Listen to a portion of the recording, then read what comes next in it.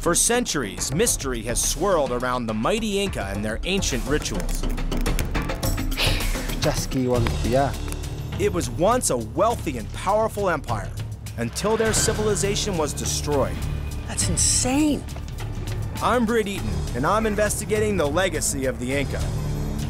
Aha! I think I'm onto something here. What remains of their culture, their traditions, and secret practices? Holy mackerel, what has we got going here? I'm leaving no stone unturned in my quest to unravel the mystique of the Inca. How old do you think these bones are?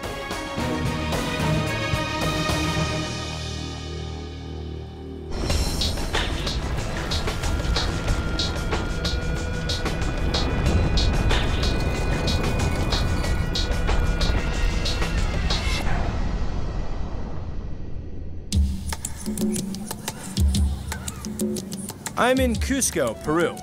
With a population of more than 350,000, it's one of the most beautiful cities in South America. I'm here to uncover the secrets that surround the ancient Inca and find out what evidence remains of this mysterious culture. I'm heading to a spot known for having one of the best views in town. But it's not just this steep hill that's leaving me out of breath. The base elevation in Cusco is at 11,000 feet, making it over 2 miles above sea level and one of the highest cities in the world. Oxygen may be in short supply, but Cusco is rich in history. It's located in southeastern Peru, near the Urubamba Valley of the Andes Mountains. Everywhere you look here in Cusco, you see the Spanish influence. But is this really a Spanish city? Sometimes looks can be deceiving.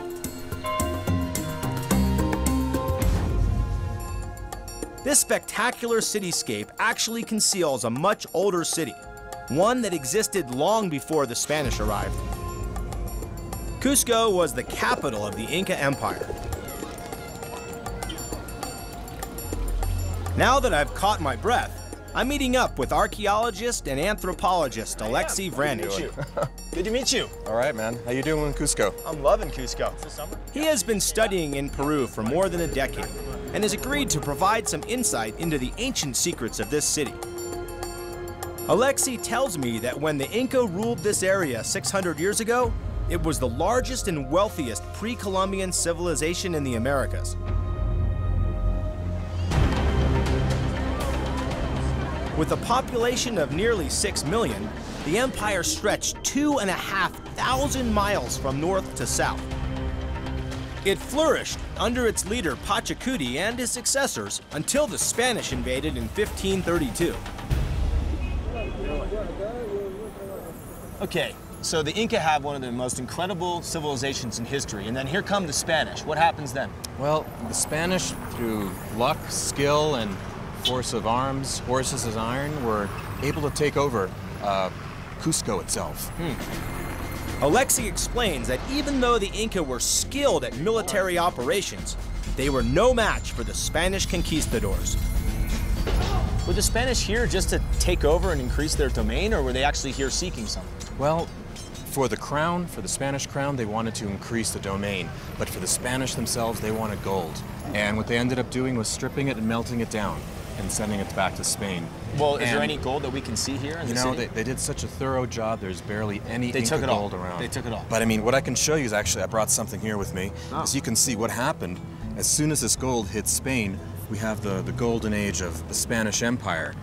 And here's one of the churches where you could see the amount of gold that's in here. It was just extraordinary. Insane. And this is one of the main There cathedrals. must be billions of dollars of gold in there. It's absolutely priceless. This all came from Inca? This is all Inca gold? This all came from Peru. Unbelievable. It's hard to imagine that all of this opulence is from the Inca's riches. I ask Alexei what else the Spanish did once they were in power.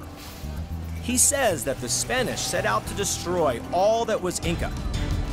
They built on top of Inca buildings, murdered their leaders, and launched a crusade against their beliefs. As part of the new regime, they installed Catholicism and tried to wipe out anything connected to Inca worship. But I wonder, were the Spanish successful? Is there any evidence of the Inca still here? Alexi has something he thinks I should see. Take a look up here. This is probably one of the most famous walls in the Inca Empire. What do you see when you take a look at this building over here?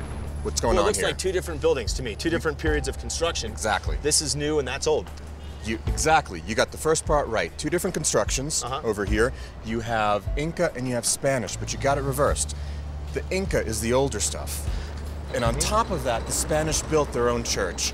So if you take a look at the wall on the right, the curved wall, you see all the joints are precisely fit. Oh, it's incredible. That's why I thought it was so new. It just looks like they cut it with a machine or something. They did it, and look on the left, and you can see the Spanish wall, you can see the cement, the mortar. Yeah. It's a completely different construction. In Incan times, this important building was called the Coricancha, or Temple of the Sun. And this was one of the most sacred spots in the entire Andes, and this is where the Inca worshipped the sun.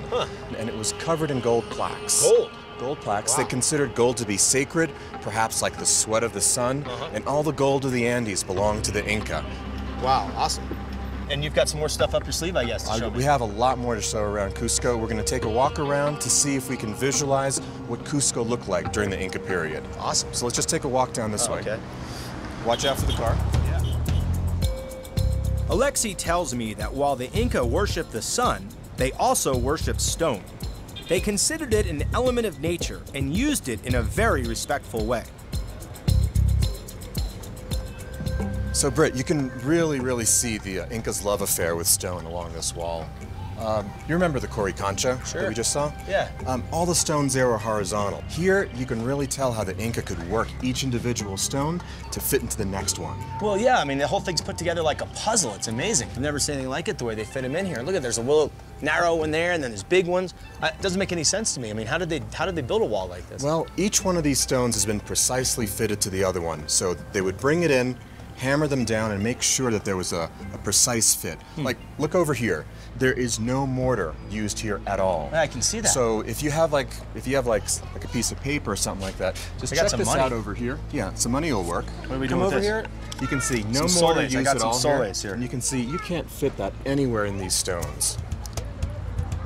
Pretty awesome. Well, I've never seen anything like this, and this is just incredible. Talk about evidence of an enduring civilization.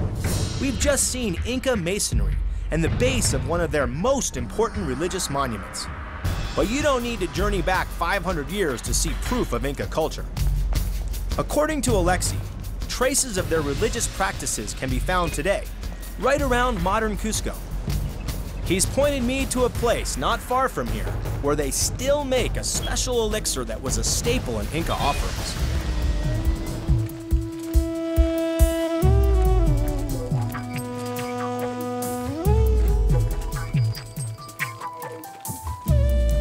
All right, this is the place.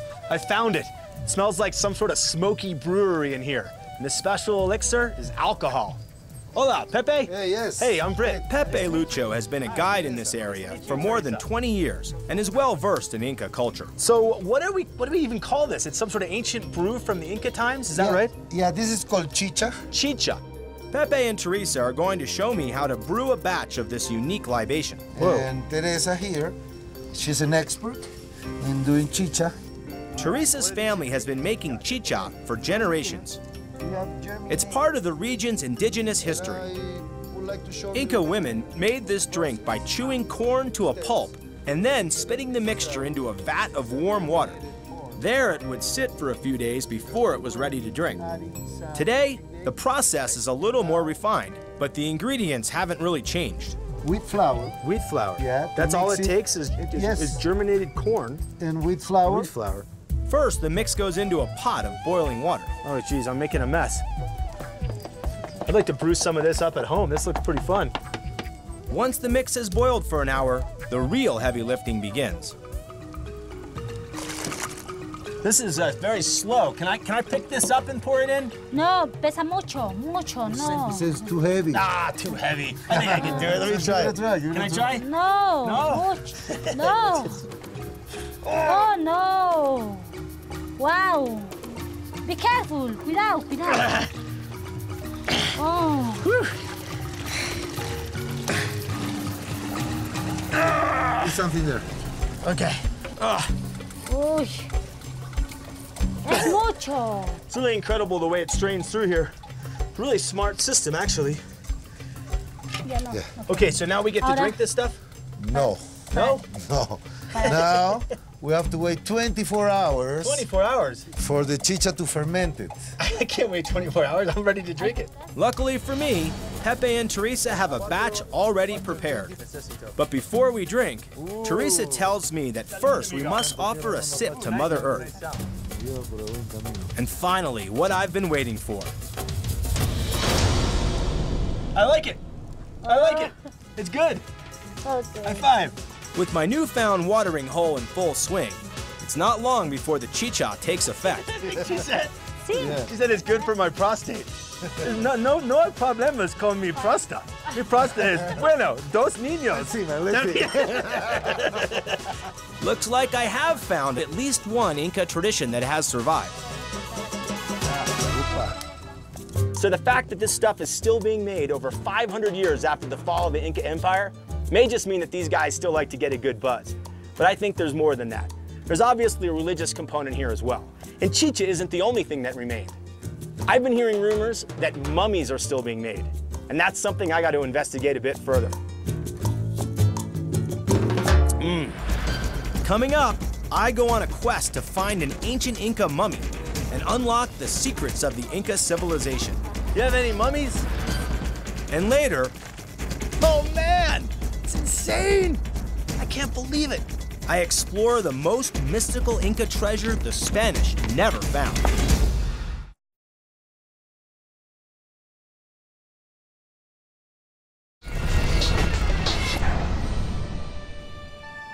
I've always thought about Egypt when I've heard about mummies.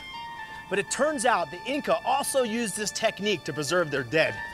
I'm on a quest to find out more about this ancient practice and the mysterious rituals surrounding mummification. Rumor has it, a form of mummification is still going on today, and it might even be possible to actually buy a mummy right here in Cusco. I can't wait to find my own mummy. But first, I am meeting up with Elsa Tomasto Cajigallo, a bioarchaeologist and forensic anthropologist. She's going to help me decipher Inca mummies. Elsa has asked me to meet her at what is now part of the Santo Domingo Cathedral complex. I already know that during the Inca heyday, this was the gold-plated Inca Sun Temple, Coricancha. But I had no idea that at this place there is a mummy connection. Hola. Buenos dias. Buenos dias. Thanks Nice to so meet much you. for meeting me, yeah. So I'm really excited to learn about Inca mummies. What can you Can't teach me imagine. about them? Ooh, there's a lot of things to say. So what did the Spanish think about all this mummification process and the Inca rituals and stuff? Oh, they thought that the demon was behind everything. The demon? The demon, yes. The demon? Yeah. Ooh. So they thought that all sacred places or sacred things were devil. When Elsa says the demon, she is referring to the devil. The Spanish believed that mummification was an evil practice, the devil's work. The Spanish targeted the Coricancha, where the Inca used to display mummies. I am dying to see an Incan mummy. Do you have something to show me? Let's go to the museum. All right. Excellent. This way? Yep. Elsa and I head to Museo Inca, the resting place of the only mummies on public display in Cusco. Wow.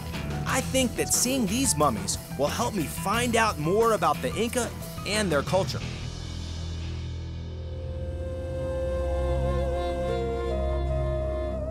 So, do we find a lot of mummies here in Peru? Are there still a lot of them remaining? Some, but no. Elsa tells me that mummies are rare. These were found around Cusco, then donated to the museum. It's hard to believe I am standing in front of real Inca bodies. The records don't show who these mummies are, but judging from how they were found, Elsa suspects that they are not royalty. I think this is not royalty, because the royalty most probably will use some beautiful clothes, you know? These mummies were found wrapped in a basic fabric, leather or rope, nothing too luxurious. They range in age between approximately 8 and 60 years old. They are both male and female. Most of them were found in caves. How come these mummies are in a sitting position versus in Egypt where they're laid back on their back or whatever? It has to be with the beliefs, you know. Some people say that the sitting position is related to the position of the fetus in the womb. So this is a rebirth. You know, they die and then they are like a fetus and they rebirth to another life. Oh, wow. Well, then these guys are still alive. If you were Inca and you believe that, then you believe they're still alive. Yeah, because the time was a cycle. A cycle. So they were part of a cycle. Before we leave, Elsa has someone else for me to meet. Holy mackerel, what is we got going here? This is it. Yeah. This This is the mummy. special mummy because the preservation is very good. I wanted to show you because of that. This Inca mummy has never been seen by the general public. Can you tell if it's a man or a woman? It's a male. It's a man. Yeah. And look at the teeth. Yeah. Really just incredible teeth right there. Yeah. Why is it that a person 500, 600 years ago could have better teeth than me? His face seems frozen in a state of horror. I ask if this is an indication he was murdered. Natural causes. You can talk about killing if you don't find evidence of that. And you see this, no wounds, nothing. Oh boy. And I mean, he's like This corpse was drained of his bodily fluids this doesn't look like and then natural causes. eviscerated. They broadened the anus and took all the viscera. Wow. I've finally gotten a glimpse of the ancient Inca. It's obvious that mummies were a big part of their culture, and they came in all shapes and species. So, I wonder if there are still Inca traditions using mummies around today. I've heard rumors that there is an Inca ceremony that still uses them. It's called despacho. It's a kind of ritual sacrifice made to the mountains and earth and includes a mummified animal. I'm hoping that if I can find a mummy, I'll be one step closer to experiencing this unique ritual. I'm heading to a place called Shaman Row. My hunch is, if I'm gonna find this, it's gonna be around here somewhere. It's my understanding that shamans, who are also known as healers or conduits to the spirit world, come to this area to shop for all their ceremonial goods. So my plan is to go door to door to find a mummy. Hola, señores. You guys have any mummies? No mummies. All right, gracias. I realize now that I probably should have found out how to say mummy in Spanish. Hola. You have any mummies? Yeah. Okay, gracias. Strike two.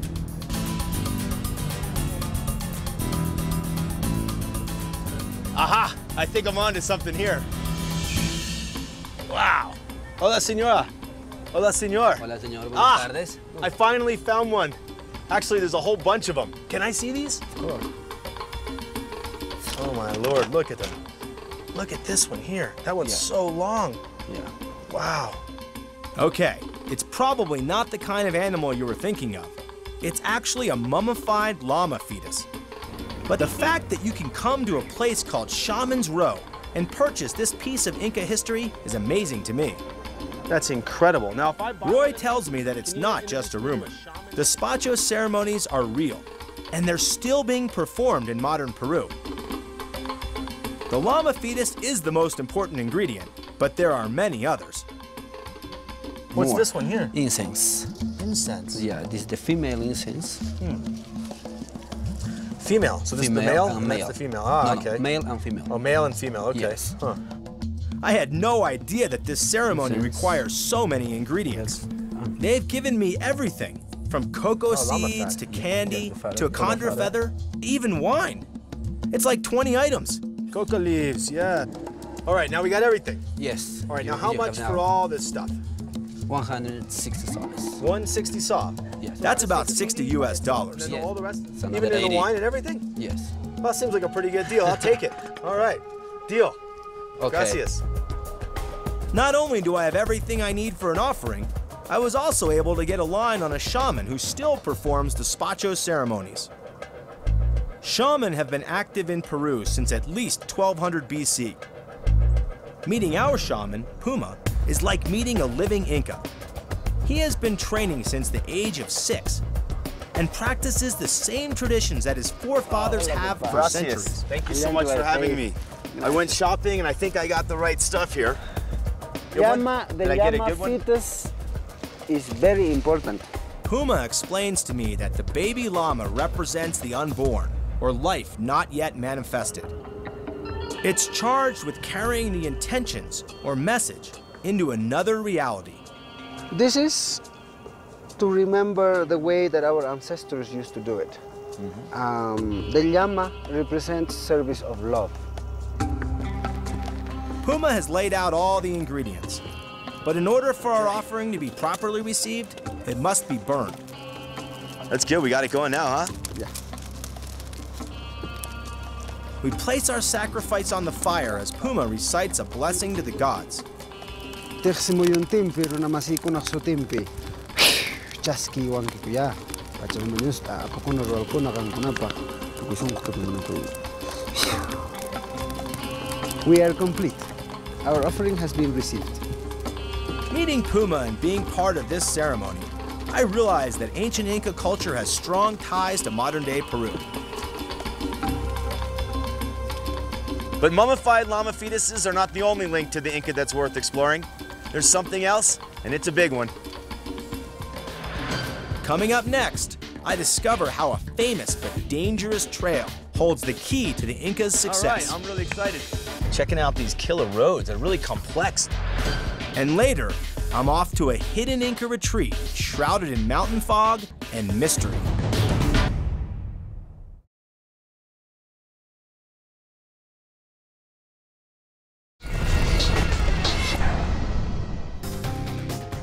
I'm Britt Eaton and I'm in Peru, trying to uncover if the Inca really were eradicated or if their culture still endures. I've discovered that their unique masonry, It's incredible the way these pieces are like a jigsaw puzzle. and vestiges of their sacred rituals have survived. I've even come face to face with actual Inca mummies. But the question is, what else has endured? It's time to leave Cusco and explore the larger Inca Empire. At first glance, this might seem like a simple footpath in the Andes, but it's anything but. In fact, this is just a small part of a web of highways that once stretched across 25,000 miles of the world's most inhospitable terrain. It was with roads like this that the Inca achieved and maintained their dominance, and it's one of the Inca engineering marvels that the Spanish admired the most. The system consisted of a network of roads and footpaths connected by 2 main interstates. One ran along the coastline of South America, from modern-day Peru to Chile. The other spanned through the Andes highlands between Ecuador and Argentina. This complex system was built through some of the most difficult and varied terrain in the world. Just look at the sheer rock cliffs. I can only imagine how tough it would have been to construct anything up here. Yeah, it was great. Really cool. But before I go exploring any further, my local friend Inyer has suggested that I practice a little Inca preventative medicine. I live in the mountains, but the altitude here is pretty hardcore. The main thing the locals recommend to avoid altitude sickness is cocoa leaves. You rip them apart, tear them in half, and you chew on them. These same leaves are the raw ingredient of cocaine, but in their natural form like this, their effect is more medicinal than narcotic. Everyone chews them. They're cheap too. This bag was only 25 cents and can be found anywhere in Peru. You can also brew tea, but when you're hiking or running, eating them is a lot easier. Okay, I feel like I'm ready. I want to find out more about exactly how the Inca utilized their amazing trail system. So I'm meeting up with Alexi a little further along down the road. Lexi, good to see you again, buddy. Hey, how you doing? Doing awesome, man. I'm just checking out these killer roads. They're really complex. It's like more so than even like a subway system. You got to realize, Britt, that the road system for the Incas was essential for maintaining their empire. Not only did they have commerce going all the way across, armies, food, and even luxuries in Cusco.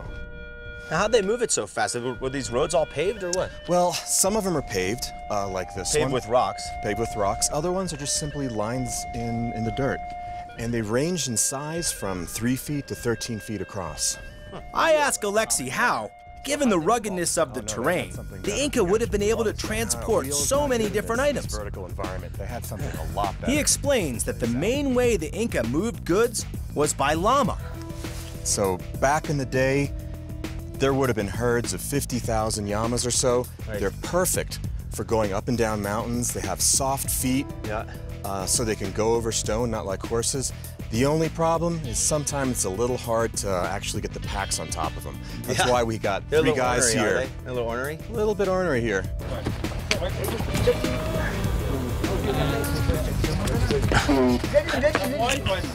Who knew that corralling llamas would be so tough? Now come around here. They're going to be tying this on. Okay. This is about a 70 pounds, which is about as much as a llama can take. Okay. Más o menos, this way, and then fuerte, and then you tie it. You got it. Look okay? Is that bueno? Bueno. Okay. Oh, you're a nice llama. These are natural pack animals, so they'll follow the alpha male all the way down. These guys are going to be taking them off. I got to show you a little bit more stuff going up the trail here. Yeah. Okay. So let's head on up. Bye-bye. Now I understand how the Inca moved their commodities from point A to B. But my question is, how else did they use these roads to sustain their empire? You know, in addition to being good for armies and moving trade around, it was also their primary form of communication. How did that work?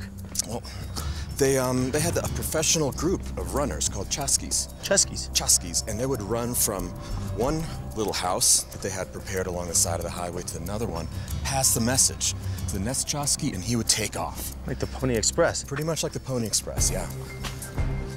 According to Alexi, this way of conveying information and goods was key to governing the empire.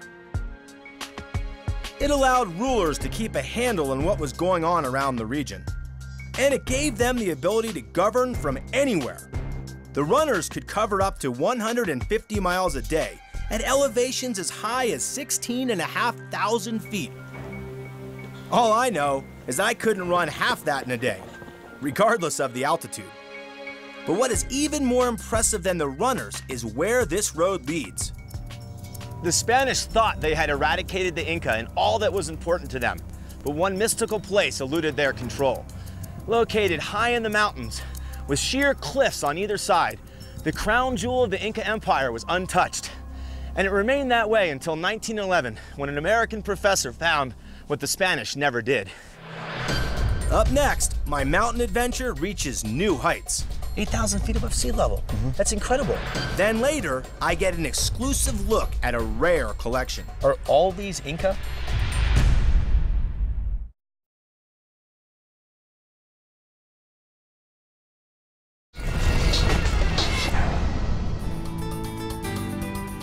Hiking the roads the Inca built hundreds of years ago, I can really understand how they controlled a wealthy empire.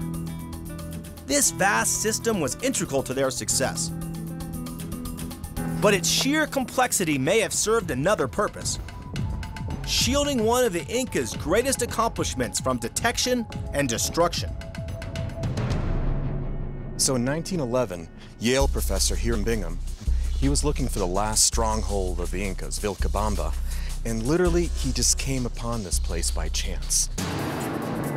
Oh man, dude, this is incredible. I've been hearing about this place for my entire life and I finally made it here. It's not disappointing at all. It's freaking awesome. I'm so psyched to check it out more.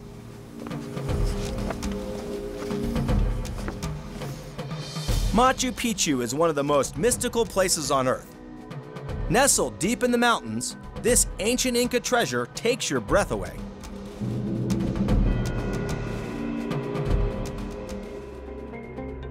How high are we here anyway? We're only, 8,000 feet above sea level. 8,000 feet above sea level. That's incredible. Cusco is like 11,000 feet. 11,000. So we go way up here in the mountains and we're actually lower than Cusco. How bizarre. I know, it's the deceiving aspect of the site because of the sheer cliffs. It seems like we're on top of the world right now. How big is this? It's much bigger than I thought it was going to be. Well, this area here we can see, but it extends in other directions. I'd say 5 square miles. 5 square miles. How on earth were they able to build this? I mean, all it is mountains here. When it came to building Machu Picchu, the Inca made sure that there was plenty of stone on site, so moving them a long way wasn't an issue. Sometimes they didn't even have to move them at all. In fact, they incorporated features of the natural rock into their architectural plans.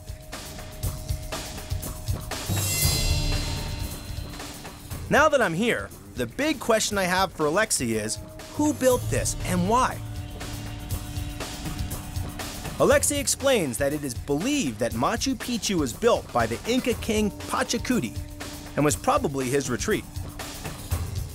The site allowed him to administer his empire remotely, far from the bustling capital of Cusco. This place is huge. It's tough to get a handle on the layout. Whoa. So who lived in here? Yeah, check this out. We refer to this as the royal section. And that's based mostly on this fantastic stonemasonry. This looks pretty much, turn around, check this out. You know, huge look at that lintel, piece up there. That but look at the awesome. fine stonework, the precision fit. This is looking a lot like the stonework in Cusco. This is very unique, and because it's so unique, we think this is where the emperor lived. The size of the rooms is also a clue that this was a place where royalty dwelled.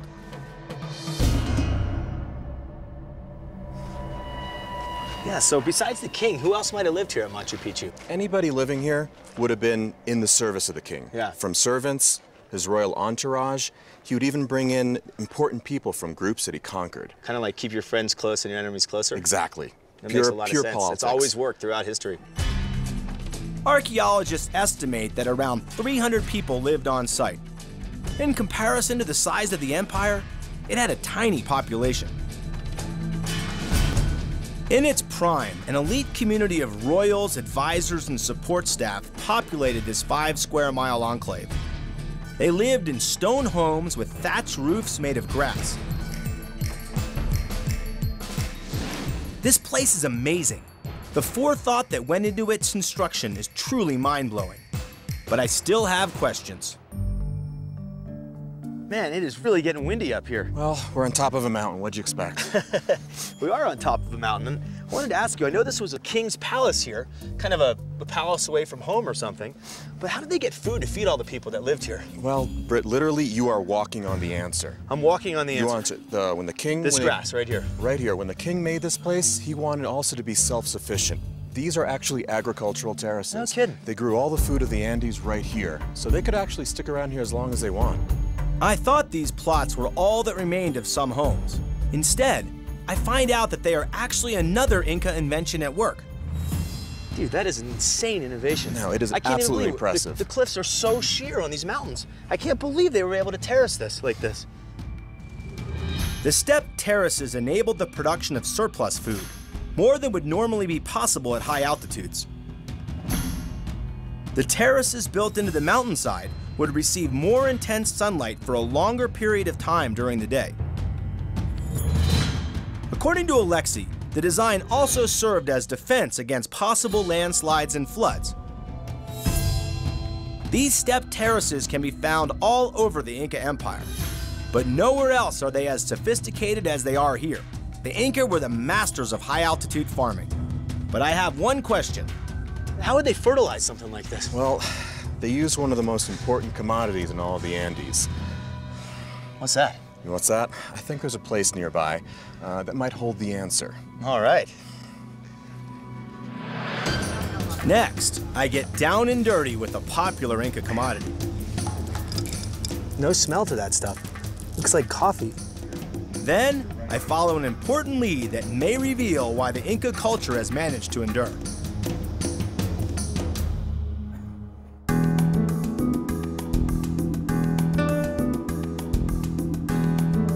Many believe that alpacas and llamas are the same animal, but looks can be deceiving. Llamas are bigger and taller than their camelid cousins. Both are used for producing fiber, but llamas have a coarse outer coat and a fine undercoat, while alpacas are very soft and silky. So you're more likely to prefer alpaca to llama pajamas.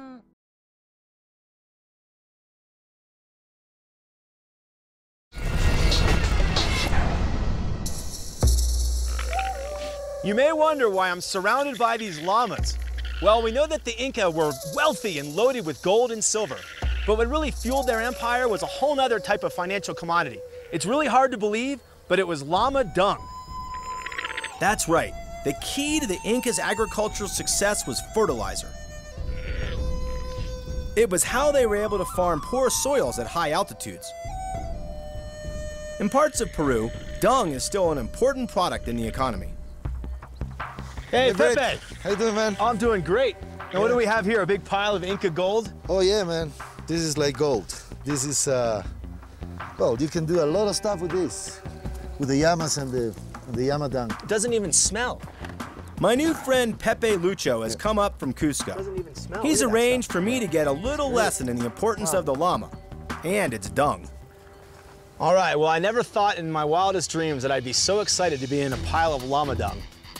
But I've seen firsthand how inhospitable some of the terrain was, and it's clear that to make high-altitude terrace farming successful, fertilizer would have been essential.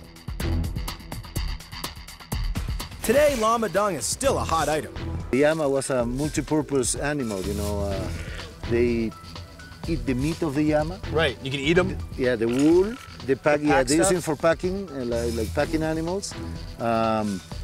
And also, you know, you make all your warm clothing with the llama. Incredible. Wool, yeah. Pepe tells me that agriculture was the main activity in Inca times. Modern-day Peru probably only farms just over half of what the Inca used to cultivate. The llamas are the beast of burden of the Andes. I think this is ready to put on the That's llamas. done? Finito? Yeah. All right. Who knew the llama was such a multi-purpose animal? There is no doubt that the fertilizer they provided was essential to the survival of the empire and those living at Machu Picchu. As I walk around this complex, I realize what an accomplishment it was to make this place into a self-contained entity.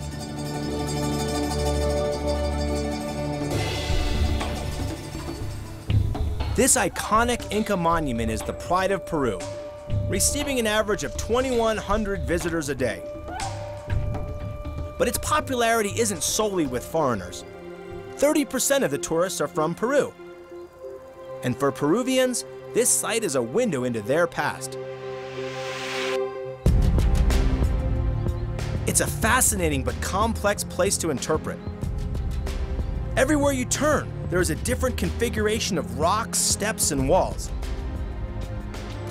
I understand that this was a royal retreat, but I think a lot more was going on here than just relaxation. Alexei Vranich is helping me decode this unspoiled jewel of the Inca Empire. They built on top of it. Wow. They built the stones over here, so the Inca... Turns out this place may have held religious significance too. According to Alexei, the Inca practiced sacred geography, a celebration between the earth, the people, and the heavens above. Well, Like we're on top of the world up we're here. on top of Machu Picchu right now. This is the highest point. And while there's a lot of really interesting and sacred places here, this is considered the ritual core, the ritual center of Machu Picchu. And this is called the Intihuatana, the so-called hitching post of the sun. That's sort of a modern name for it.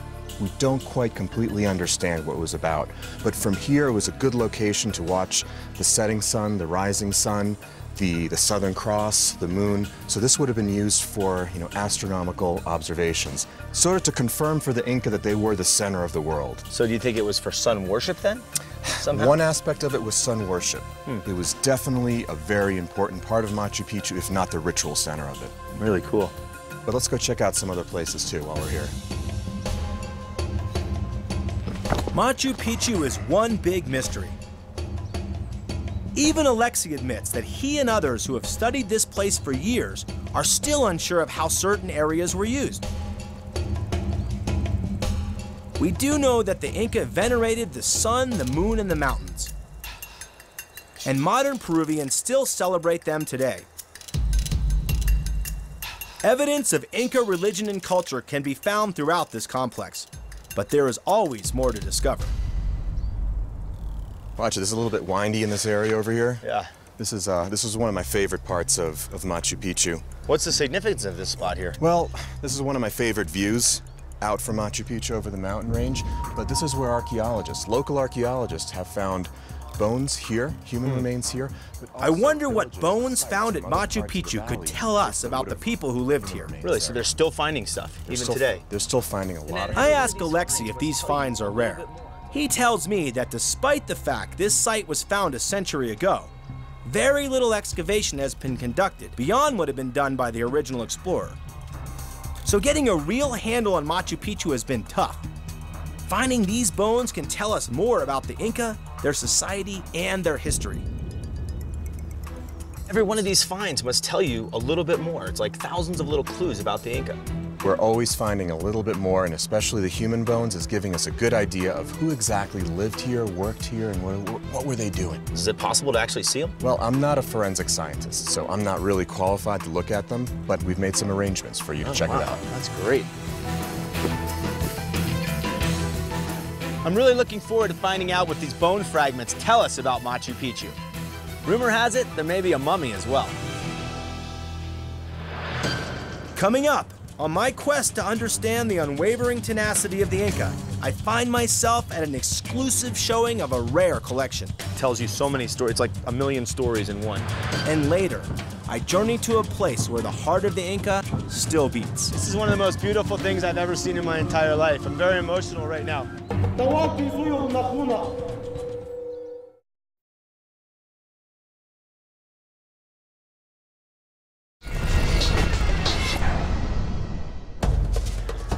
I have been exploring Peru to unravel the mystique and enduring power of the ancient Inca. Nowhere is their presence stronger than at Machu Picchu. But even though the site was discovered 100 years ago, very little has been recovered since its initial excavation. Until now, that is. When it comes to understanding the unbreakable spirit of the Inca, some recent discoveries made by archaeologists may be the most important clues ever found.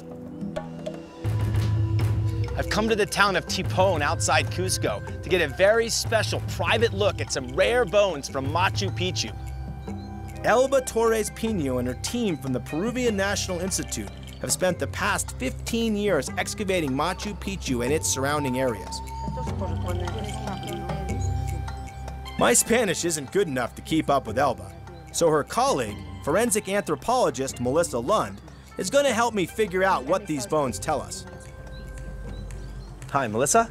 Hi. Oh, I'm Britt. Nice to meet you. Nice to meet you too. Thanks for having me here. Wow. Welcome here. All this stuff. So we have here part of some of the collection from Machu Picchu.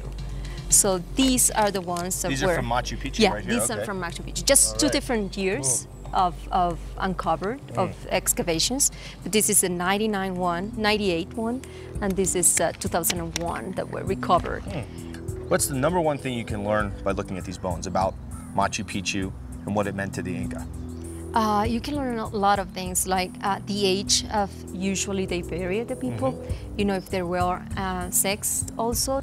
But bones can tell you a lot of information. It just depends the way or the questions you have to ask them. Melissa tells me that these bones are both male and female. So where are all these from? All these stuff are from Patayacta. Patayacta? Yeah, that it's a place that it's near, like 30 kilometers from Machu Picchu. Oh, okay. That's pretty close. Yeah, it's pretty close. Melissa explains that these bones have stress markers indicating signs of fieldwork. Based on these findings, it's believed that Patayacta was a community of agricultural laborers whose purpose was to support Machu Picchu. If Machu Picchu was running low on food, Patayacta was the fallback. Are all these Inca? And how old do you think these bones are? Yeah, this is all Inca stuff, so it's mainly the 15th 15th century? Yeah, exactly. The Patayacta site has yielded the remains of up to 300 people, including some mummies. It's not common to find these well-preserved mummies in the Inca time. So finding something like that is just really interesting. For you, this is really exciting. It tells you so many stories. It's like a million stories in one. You can look at the ribs, you can look at the face. Exactly. All these different things. Despite the absence of any DNA test results, these bones have already yielded significant data. The remains at both sites reveal the presence of different indigenous groups from across the Inca Empire. It's evidence that Emperor Pachacuti appears to have recruited the best of the best to serve him at Machu Picchu. By assembling the finest artisans, the most skilled farmers, laborers, managers, and military personnel, Pachacuti forged a national identity that would allow Inca culture to flourish and endure. Well, I really appreciate you having me down here. Thank you so much. Don't I've worry, learned a lot. and see you very soon, whenever you want. Espero. Yeah. I plan on keeping an eye on what else those bones reveal in the future. In the meantime, I've hooked up again with local guide Pepe Lucho at a Peruvian festival. Pepe and I are in San Geronimo. This is a peaceful little town high up in the Andes Mountains. It's only about 6 miles from downtown Cusco, but even today, it's like being transported in a time machine back to another era.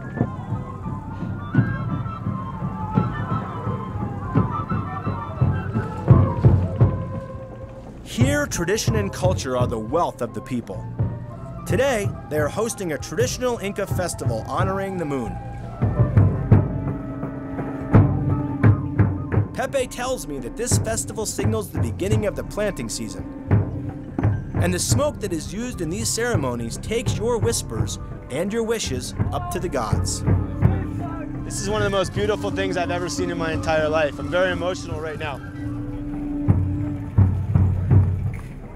According to Pepe, festivals like this occur in every part of Peru throughout the year. Each one integrates different traditions and people from all over the country to honor something important to Inca culture. It's like modern-day Peru is emulating its own history. Just as the bones reveal that the Inca pulled from across their empire to build strength and unite the nation, these festivals are doing the same thing. They are living proof of the resilience of the Inca. For me, it has been an amazing journey.